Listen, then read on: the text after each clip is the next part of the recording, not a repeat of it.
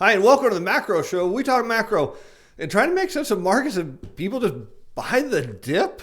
I mean, hey, it's a bull market, right? I'm your host, Steve Van Meter, and here we are on day 4 of Kingdom Under Siege. And yes, the evil speculators continue to try to climb the walls, but we just push them back, just shove them back over. We'll take a look at the charts on that a little bit later.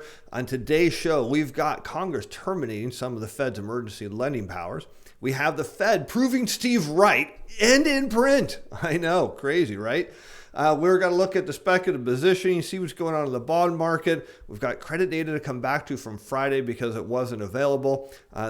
Let's just get right into this. Here we have the text from the stimulus bill, or I'm not actually sure what it's called.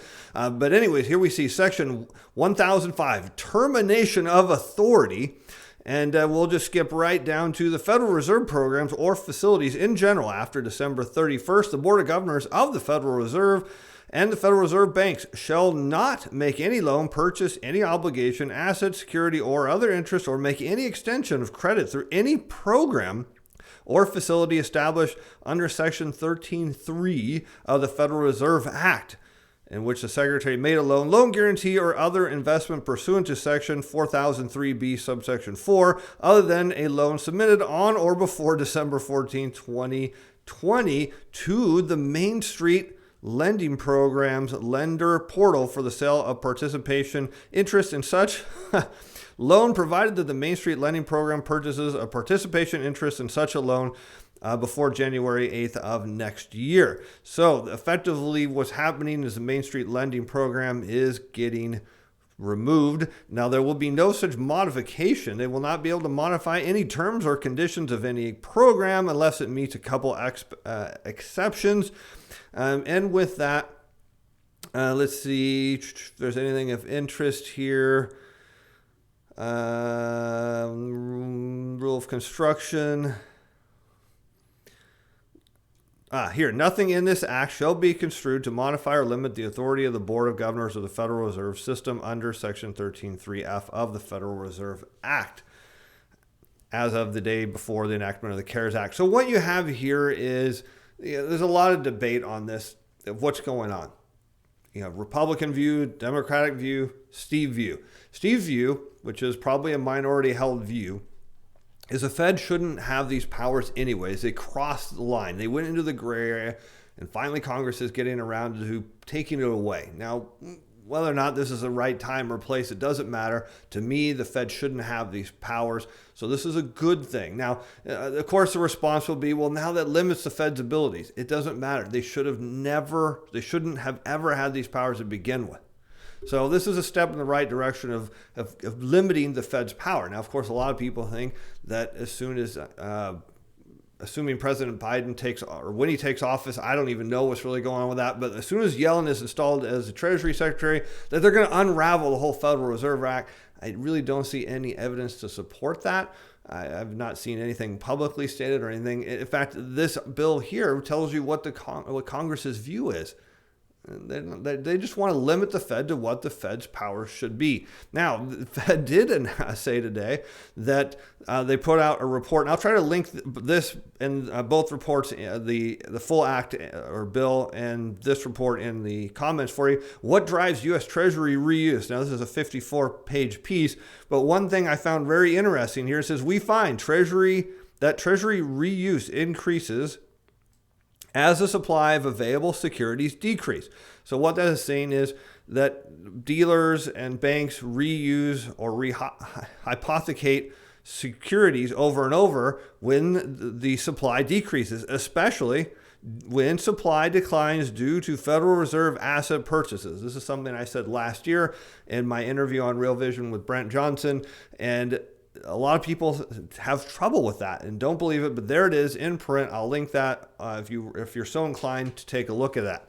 Now, today we got the Chicago Fed National Activity Index, and this is a really cool index because, again, it's a national activity. It shows what's going on around the country, and what we find is we're now at the lowest level from the recovery. So the previous low level of this was at 0.4. We're now at 0.27. Now, anything above 0 means growth. But what we're seeing is continued slower, lower and lower trend growth that is potentially likely to go negative. Now, from an inflationary standpoint, because so many people are worked up over inflation, well, what you have to do is look at this relative to inflation cycles, and it's currently at 0.56. And when the 3-month moving average is at 0.7, which it is below, more than 2 years in an economic expansion, you tend to get sustained increasing inflation. So what the Chicago Fed National Activity Index is telling us, my friends, this notion of inflation is going away. Now, we also had today the 20-year Treasury auction, and it was a pretty decent auction overall. Now, what makes an auction better than not? Well, one thing is how much foreign or indirect bidders bid. That's always important. The market also looks at something called the bid to cover. How many bids did they get to cover what was there? That is how they look at demand. There was 2.39 bids to cover the auction. And all that means is it was at its 6-month average, which the market deems as good. Now, I have said that what will happen is because of these oversized auctions, we saw below trend demand, so below the 6-month average. But what will happen is as we move forward in time, those lower averages will start to become the norm. So anything better than that's going to look really good. And we're potentially seeing that here in the 20-year auction. We didn't see a zero bid like we have on the 30-year, but still a low yield bid suggesting where the market is pointing interest rates are going. Overall, decent auction. Could have been a little bit better on the foreign side, but it is pretty good otherwise. Let's take a look at how hedge funds are positioned. And of course, we want to focus on the bond market because that's where some of the activity is, and the dollar. We'll look at that. But let's look at 10-year treasuries. No real change here, even though we see that 10-year yields have kind of been rising as this guy, I don't even know what his name is, Hedgeopia, how he draws a line there. You can see that. How about the 30-year? Well, they backed off a little bit. Now, he doesn't look at all sources. This is one of the reasons why I asked my friend Brent Johnson for a chart, and I beg for that every week. We don't have that. We'll have it next week for you, I'm sure. But anyways, you see they backed off a little bit. So what I want to do is take you into the Commodity Futures Trading Corporation data and take a look at what's going on. This is where this data is pulled from. We'll go here to Treasury bonds, and then there's Ultra bonds. Those are the ultras. Here's the Treasury bonds, and then we have Ultra. So what we can see is leverage funds or hedge funds reduced their short interest a little bit by 9,000 contracts, not terribly large. But what's also interesting is dealers reduced their short interest by almost 5,000 contracts. So dealers are fairly short here. Remember I told you a couple weeks back, I went and looked, and at 120,000 contracts short, dealers are relatively short. Now, this isn't their all-time record short, but it's pretty high up there. Now, why are dealers short? Well, it makes sense because the market is telling everyone that interest rates are going up, so dealers have to protect the downside risk when they buy at auction. But as they back off of these shorts, what it's telling you is the dealers are becoming more and more confident that rates are not going to continue going up. So we saw a decrease here, but what we did see is an increase on the Ultra. So Ultra Treasury bonds here went up by 12,000 contracts. But again, the dealers are backing off, not a ton. 2,900 is not huge. If they were backing off 10 or 15,000, that would be pretty impressive. But where you see is some repositioning from the bond into the Ultras in terms of increasing the amount of short position. Now, someone asked, are they just short long bonds? Well, the answer is no, they're not. If we look at 2-year Treasury, you can see there's 722,000 short contracts out of 1.9 million positions. How about the 10-year Treasury? There's 525,000 short contracts. How about the Ultra 10? Almost 250,000. If we look at the 5-year, there are 1.2 million positions short. These are all hedge funds. So you can see they're short the bond market. Now let's take a look at some of the other positions here. And the only one of really notable interest to me, you look at crude oil, which took a pretty big hit. The market is, again, long inflation-sensitive assets. I mean, they're or I should say recovery assets. And we look at the S&P, they're a little short here, nothing major going on there. How about the euro? This is obviously putting downward pressure on the dollar. And so we see no major change there. How about in gold? No major change there either. Looking at the NASDAQ, no major change, still slightly long. Russell 2000, now they're backing off on their Russell longs, looking like they're going to start cashing in on some of these positions now that the Russell's gotten bid way out of line. And how about the dollar? There's a big drop in the short position. So let's take a look and see if we can find that here on this CFTC report. And so all you have to do is just do a keyword search. US dollar index. Now, this is pretty interesting because you see leverage funds decrease their short position. So you say, well, wait a second. Why is there such a big drop here? Well, it's because they also decreased their long position by 8,800 contracts. So you see leverage. So speculators are kind of split between their long and their short positions, but they massively backed off their longs. But look at dealers. They were fairly short, and now they've pretty much wiped off all of their short positions and added to the long. So now what are dealers thinking? Dealers are positioning for a rising dollar. So I think that's pretty interesting. Let's go back and see. How about VIX? We've seen an increase in the short position on the VIX. Let's see if we can find that on here as well. Oh, there it is, VIX futures. And we can see leverage funds have increased their short positions and reduced their long positions on the VIX. And let's see what's going on with dealers. It's pretty much a net even change they added to their long and short positions. So we see speculators are getting even shorter on volatility, expecting stock prices to continue to rise. Now, somebody asked you're just showing the futures report. Is there anything else? Yeah, here's on the NASDAQ.com, you can see the short interest on different securities. So let's just look at TLT because it is the largest traded long-term bond ETF. And you can see there are almost 15,000 shares short. Now, this is not back at the high of over almost 21,000 set back in August, but 15,000 shares that are short is still quite substantial. All right, so there we got our short positions. Now I want to come back to the data from Friday because we didn't have the charts were not updated. The Fred database didn't have them done for whatever reason, very unusual. And this isn't them. That's the one we're going to look at in a moment. Here we go. So let's take a look at real estate loan growth because the year-over-year rate of growth hit 0.62. And it's about to go negative. I mean, we're within a potential of a couple of weeks of this thing hitting zero and then going negative. The 6-month rate of change is at minus 0.36. The 3-month rate of change continues to lead us lower at minus 0.68, despite record low interest rates. So what you're seeing here, my friends, is amount of debt that is being issued. So all these new loans that are coming out and these cash out refis is not enough. There's not enough new credit being created to offset all of the credit destruction from low interest rates, because as people make payments on their loans, principal payments on their loans, whether it's part of a regular monthly payment or a one-time payment, it destroys money. So what you're seeing here is that credit destruction on a year-over-year basis, which is close to going negative. Now with commercial industrial loans, we're a bit off that going negative. But the trend is telling you, the growth rate is still at a whopping 11% from a year ago, but the 6-month rate of change is at minus 10 and the 3-month rate of change is at minus 5. And what this all means is somewhere in March or early April, based on the current trend, this is likely to go negative too. Now, why does all that matter? Well, I'll get to that in a moment. How about loans and leases and bank credit at all commercial banks? Now, the growth rate is down to 3.17% from a year ago. So this is pretty weak. And you can see, recessions typically have occurred right at this level.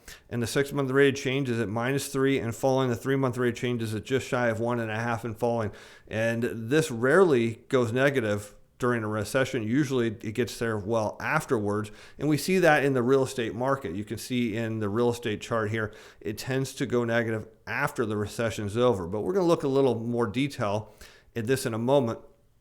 How about consumer loans? We look at credit cards. We talk about, what consumers are actually seeing in terms of inflation, and their confidence in the economy is based on when they charge on their credit cards because they feel that their incomes or will have future cash flows to make those payments. And it's at flat at minus 10.8% from a year ago. So if you're looking for a resurgence in the consumer, you're seeing nothing here. This is showing credit destruction, which is not exactly what you want. Now, when we come over here to this chart here, because a lot of people have said, Steve, I think you got this wrong. Interest rates, they've already bottomed. I mean, you've totally missed the boat on that. And this is where you got to understand, credit destruction. So when you go negative on a year-over-year rate of change, whether it's credit cards, home loans, or commercial industrial loans, obviously the bigger the better. So, it's even more impactful when you have it on home loans versus credit cards, just because there's a larger volume of it. It means money is being destroyed. Now, you don't really notice this so obvious in the M2, which is what a lot of people focus on, but it can be kind of an anchor around the M2's neck and start to pull the growth rate down. It could slow it down. Doesn't mean it's going to go negative. But the fact that we're not seeing new credit being created means the system's got to rely on the money that's in there. And when you look at the chart here, and all I've done is I've taken real estate loans and overlaid 30-year treasury yields, because we would mostly associate long-term treasury yields with real estate loans.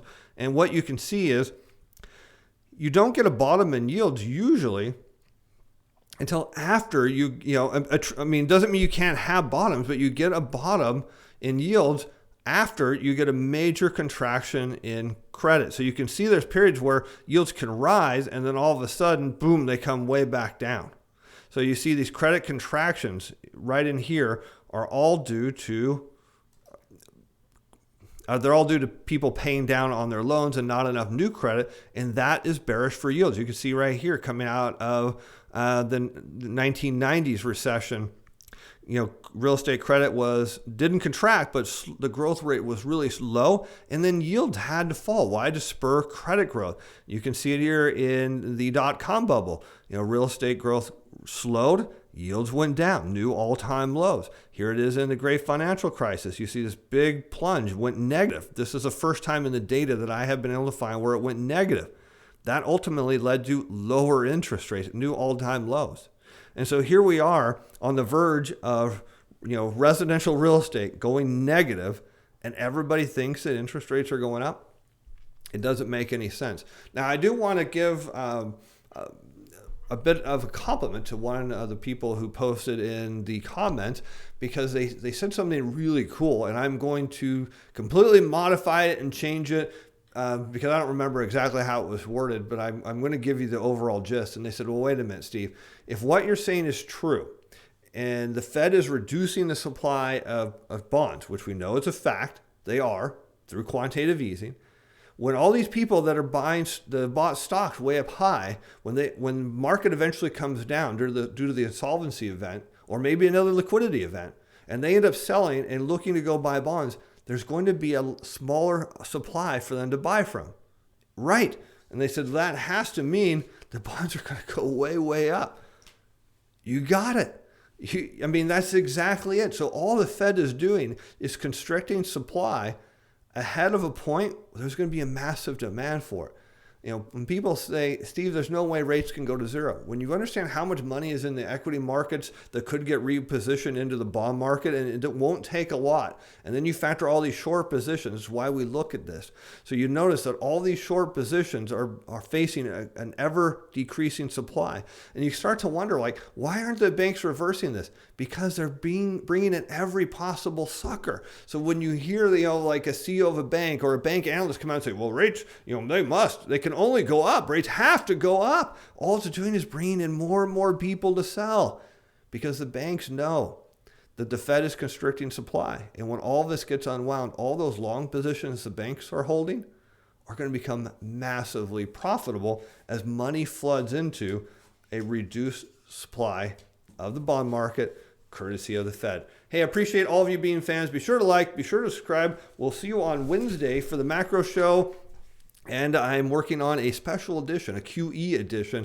I'm hoping to have it out for you on Christmas, actually. So my gift to you. We'll see if I can get it done. I'll be working on that tomorrow. Again, thank you for being fans, and we will be back as soon as I figure out how to get the disclosure put up here. And away we go. The content of this video is provides educational information only. It's not intended to provide investment or other advice. This channel is not to be construed as a recommendation or solicitation by Social Security, financial instrument, or to participate in any particular trading strategy. This video was prepared by Steve Van Meter, personal capacity. Opinions expressed in this video that do not reflect the Atlas Financial Advisors Inc. or Steve Van Meter Financial.